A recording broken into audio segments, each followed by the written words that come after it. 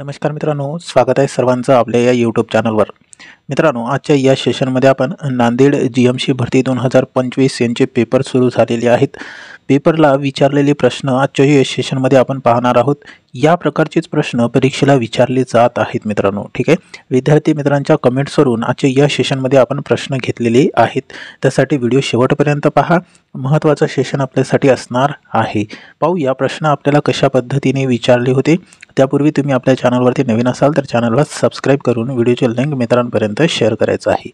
प्रश्न पहा मित्रांनो, स्वच्छ सर्वेक्षण 2024-25 स्पर्धेत देशातील सर्वात स्वच्छ शहर कोणते ठरले आहे? बघा, 24-25 नुसार स्वच्छ सर्वेक्षण देशातील स्वच्छ शहर हे कोणते ठरले आहे? तर आपल्या प्रश्नाचं उत्तर असणार आहे पर्याय बी, इंदोर, मध्य प्रदेश। या मध्ये इंदोर हा जो शहर आहे हा स्वच्छ शहर देशातील द्ठरलेला आहे। स्पष्टीकरण मध्ये पहा, आपल्याला महत्त्वाचे पॉइंट दिलेले आहे। इंदोर मध्य प्रदेश राष्ट्रपती द्रौपदी मुर्मू यांच्या हस्ते नवी दिल्लीत 9व्या स्वच्छ सर्वेक्षण पुरस्कारांचं वितरण करण्यात आले। महत्त्वाचे पॉइंट आहे, लक्षात ठेवा। कुठे आयोजित करण्यात आलं? नवी दिल्लीत। तर हे 9वे स्वच्छ सर्वेक्षण पुरस्काराचं वितरण आहे। तर आपल्याला या ठिकाणी महत्त्वाचा पॉइंट म्हणजे सलग 8व्या वर्षी इंदोर या शहराने हा पुरस्कार मिळवलेला आहे। ओके, त्याच्यानंतर दुसऱ्या क्रमांकावर कोणता आहे? तर सुरत हे शहर आहे गुजरातमधील। तिसऱ्या क्रमांकावर नवी दिल्ली महाराष्ट्र। लक्षात ठेवा, महत्त्वाचे पॉइंट आहे। त्याच्यानंतर पुढचा प्रश्न, प्रश्न क्रमांक दुसरा पहा काय दिलेला आहे। दिलेल्या सामासिक शब्दाचा समास ओळखा व त्याचा योग्य पर्याय निवडा। आता बघा, सामासिक शब्दाचा समास ओळखायचा आहे। आपल्याला या ठिकाणी शब्द दिलेला आहे कमल नेत्र। आता हे कोणत्या समासाचा शब्द आहे मित्रांनो? तर आपल्या या प्रश्नाचं उत्तर असणार आहे पर्याय डी, कर्मधारय समास। लक्षात ठेवा, कमल नेत्र आपल्या या प्रश्नाचं उत्तर असणार आहे कर्मधारय समास, ठीक आहे। त्याच्यानंतर पुढचा प्रश्न पाहूया, प्रश्न क्रमांक तिसरा पहा काय दिलेला आहे।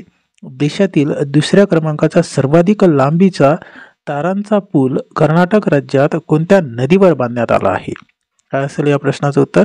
पर्याय डी, शरावती नदी यावरती सर्वाधिक लांबीचा तारांचा पूल कर्नाटक राज्यात बांधला आहे। स्पष्टीकरणामध्ये पाहू शकता, महत्त्वाचे पॉइंट आहे। कर्नाटक राज्यातील होन्नावर येथे शरावती नदीवर देशातील दुसऱ्या क्रमांकाचा सर्वात लांब तारांचा पूल बांधण्यात आला आहे।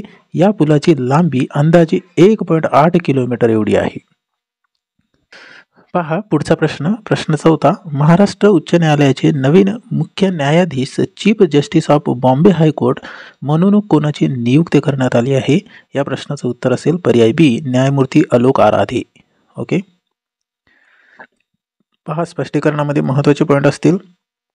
न्यायमूर्ती अलोक आराधे यांची 21 जानेवारी 2025 रोजी मुंबई येथे बॉम्बे म्हणजे महाराष्ट्र उच्च न्यायालयाने 48वे मुख्य न्यायाधीश म्हणून शपथविधी या ठिकाणी त्याची पार पडली। ओके, पहा याच्या पूर्वी मग कोण होते मुख्य न्यायाधीश? तर यापूर्वी न्यायमूर्ती देवेंद्र कुमार उपाध्याय हे या पदावर होते, पण त्यांना दिल्ली उच्च न्यायालयाचे मुख्य न्यायाधीश म्हणून 21 जानेवारी 2025 रोजी हस्तांतरित करण्यात आले। ठीक आहे, महत्त्वाचे पॉइंट आहे, लक्षात ठेवायचं। त्याच्यानंतर पुढचा प्रश्न, प्रश्न क्रमांक 5वा पहा। दिलेल्या सामासिक शब्दाचा समास ओळखा व त्याचा योग्य पर्याय निवडा। प्रश्न आहे लंगोटी मित्र, याचा समास ओळखायचा आहे। काय असेल मग या प्रश्नाचं उत्तर? पर्याय सी, तत्पुरुष समास। कोणत्या समासाचा शब्द आहे? तत्पुरुष समास या प्रकारचा हा शब्द आहे। त्याच्यानंतर पुढचा प्रश्न, प्रश्न 6वा पहा। प्राणीग्रहण या शब्दाचा समानार्थी शब्द कोणता आहे? प्राणीग्रहण या शब्दाचा समानार्थी शब्द काय आहे? पर्याय बी, विवाह। लक्षात ठेवा, महत्त्वाचा प्रश्न आहे। त्याच्यानंतर पुढचा प्रश्न पहा काय दिलेला आहे। भारताचा शेवटचा गव्हर्नर जनरल आणि पहिला व्हाईसरॉय कोण होता? काय असेल या प्रश्नाचं उत्तर? मग पर्याय सी, लॉर्ड कॅनिंग हे भारताचा शेवटचा गव्हर्नर जनरल आणि पहिला व्हाईसरॉय होता। ओके, व्हिडिओ आवडल्यास व्हिडिओला लाईक करा, सोबतच व्हिडिओचे लिंक मित्रांपर्यंत शेअर करायचं आहे। ठीक आहे, आपल्या या चॅनलवरती तुम्ही नवीन असाल तर आपल्या चॅनलला सबस्क्राईब करायचं आहे। मित्रांनो, दररोज आपल्याला या चॅनलवरती नवनवीन व्हिडिओज पाहायला मिळत जातील। ठीक आहे, आपल्याला टेलिग्राम ग्रुपला सुद्धा जॉईन व्हायचं आहे। टेलिग्राम ग्रुपची लिंक आपण व्हिडिओच्या डिस्क्रिप्शन बॉक्समध्ये दिलेली आहे, त्यावरती क्लिक करून तुम्ही आपला टेलिग्राम ग्रुप जॉईन करू शकता। त्यामध्ये आपण फ्रीमध्ये PDF देत आहोत आपल्या क्लासेसची लिंक, सोबतच स्पर्धा परीक्षेशी रिलेटेड अपडेट त्या ठिकाणी तुम्हाला मिळत जाईल. ठीक आहे. व्हॉट्सअप ग्रुपला सुद्धा जॉईन व्हायचं आहे, त्याची पण लिंक आपण व्हिडिओच्या डिस्क्रिप्शन बॉक्समध्ये दिलेली आहे. त्याच्यानंतर पुढचा प्रश्न क्रमांक 8 पहा.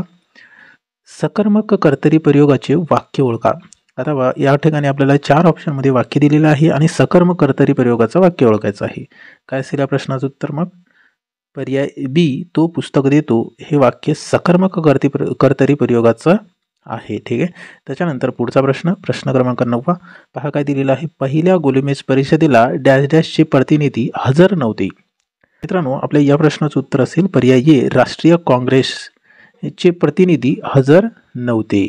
ठीक आहे, लक्षात ठेवा, महत्त्वाचा प्रश्न आहे. त्याच्यानंतर पुढचा प्रश्न क्रमांक 10 पहा. हलकी वाहने डाव्या बाजूने न्या, अधोरेखित शब्दाचा विरोधार्थी शब्द कोणता? प्रश्न असा आहे, हलकी वाहने डाव्या बाजूने न्या, अधोरेखित म्हणजे हलकी या शब्दाला अधोरेखित केलेला आहे, त्याचा विरोधार्थी शब्द आपल्याला ओळखायचा आहे. तर हलकी म्हणजेच त्याचा विरोधार्थी शब्द अवजड होणार. ओके, लक्षात ठेवा. त्याच्यानंतर पुढचा प्रश्न पाहूया. प्रश्न क्रमांक 11 पहा काय दिलेला आहे. प्रश्न क्रमांक 11 राजश्री शाहू महाराजांनी कोणते धरण बांधण्यासाठी योजना तयार केली होती? बघा, आपल्या या प्रश्नाचं उत्तर असणार आहे पर्याय सी, राधानगरी. राजश्री शाहू महाराजांनी राधानगरी हे धरण बांधण्यासाठी योजना तयार केली होती. त्याच्यानंतर पुढचा प्रश्न क्रमांक 12 पहा. कोणी यावे कोणी जावे हे विधान सर्वनामाच्या कोणत्या प्रकारात येतो? म्हणजे या ठिकाणी बघा, डॅश अंडरलाईन कुठे केलेली आहे? कोणीवरती केलेले आहे. मग हे विधान कोणत्या सर्वनामाच्या प्रकारात येतो? तर पर्याय बी, सामान्य या सर्वनामाच्या प्रकारात येतो. ठीक आहे. प्रश्न क्रमांक 13 पहा. प्रश्न असा आहे, महात्मा फुलेंचा उजवा हात कोण होते? महात्मा फुलेंचा उजवा हात कोण होते? तर आपल्या प्रश्नाचं उत्तर असेल पर्याय ए, नारायण लोखंडे हे महात्मा फुलेंचा उजवा हात होते. त्याच्यानंतर पुढचा प्रश्न क्रमांक 14 पहा. मी आपणहून त्यांना देणगी दिली. यामध्ये आपणहूनला अंडरलाईन केलेला आहे, त्यांना देणगी दिली. तर हा कशा पद्धतीचा वाक्य आहे?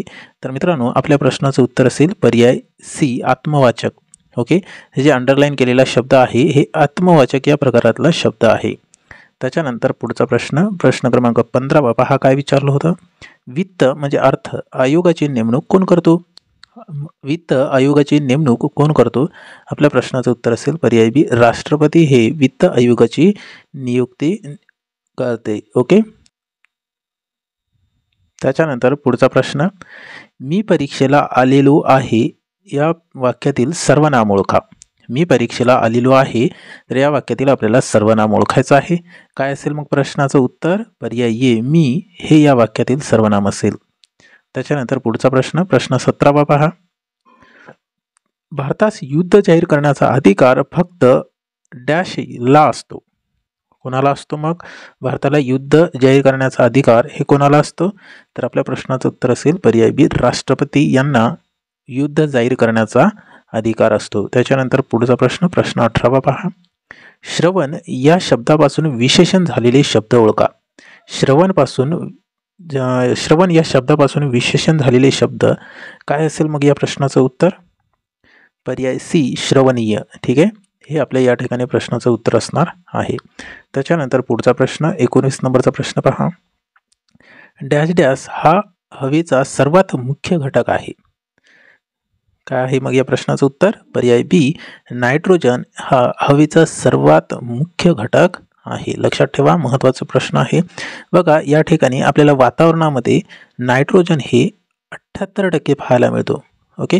त्याच्यानंतर ऑक्सिजन 21%, कार्बन डायऑक्साईड 0.3%. ठीक आहे, लक्षात ठेवा, महत्त्वाचा प्रश्न आहे.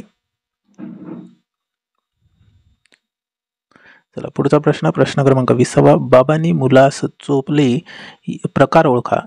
बघा, हे वाक्य आहे, याचा प्रकार ओळखायचा आहे. काय असेल मग या प्रश्नाचं उत्तर? पर्याय डी, सकर्मक भावे प्रयोगाचं हे वाक्य असणार आहे.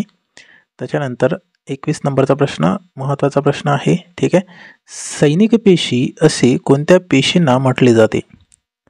या प्रश्नाचं उत्तर असेल पर्याय सी, पांढऱ्या रक्तपेशींना सैनिक पेशी असे म्हटले जाते. त्यालाच आपण WBC म्हणतो, व्हाईट ब्लड सेल असे म्हणतो. ठीक आहे. त्याच्यानंतर पुढचा पुढील शब्दातील शुद्ध शब्द ओळखा. आता याच्यामधील शुद्ध शब्द आपल्याला ओळखायचा आहे. तर पहा, पर्याय ए, उत्कृष्ट हा व्याकरणदृष्ट्या शुद्ध शब्द असणार आहे, लेखनदृष्ट्या आपण असे म्हणणार शुद्ध शब्द असणार आहे. त्याच्यानंतर आजच्या या सेशनचा हा शेवटचा प्रश्न, प्रश्न क्रमांक 23 पहा. पाण्याचा गोठणबिंदू किती अंश सेल्सिअस आहे? पाण्याचा गोठणबिंदू किती अंश सेल्सिअस आहे? तर पर्याय डी 0 अंश सेल्सिअस हे पाण्याचा गोठणबिंदू आहे. ओके, व्हिडिओ कसा वाटला ते कमेंट बॉक्समध्ये कळवायचं आहे. सोबतच व्हिडिओ आवडल्यास व्हिडिओला लाईक करायचा आहे आणि आपल्या चॅनलला सबस्क्राईब करायचं आहे. ठीक आहे, चॅनलला सबस्क्राईब करून सोबतच व्हिडिओचे लिंक मित्रांपर्यंत शेअर करायचं आहे. दररोज आपण आपल्या या चॅनलवरती नवनवीन व्हिडिओज अपलोड करत असतो मित्रांनो. ठीक आहे, टेलिग्राम ग्रुपला सुद्धा जॉईन व्हायचं आहे. त्याची लिंक आपण व्हिडिओच्या डिस्क्रिप्शन बॉक्समध्ये दिलेली आहे. त्यामध्ये स्पर्धा परीक्षेशी रिलेटेड अपडेट, क्लासेसची PDF आपण त्या ठिकाणी टाकत असतो. ठीक आहे, चॅनलला सबस्क्राईब करा. दररोज आपल्याला या चॅनलवरती तुम्हाला नवनवीन व्हिडिओज पाहायला मिळत जातील. ठीक आहे मित्रांनो, भेटूया समोरच्या सेशनमध्ये. Thank you so much.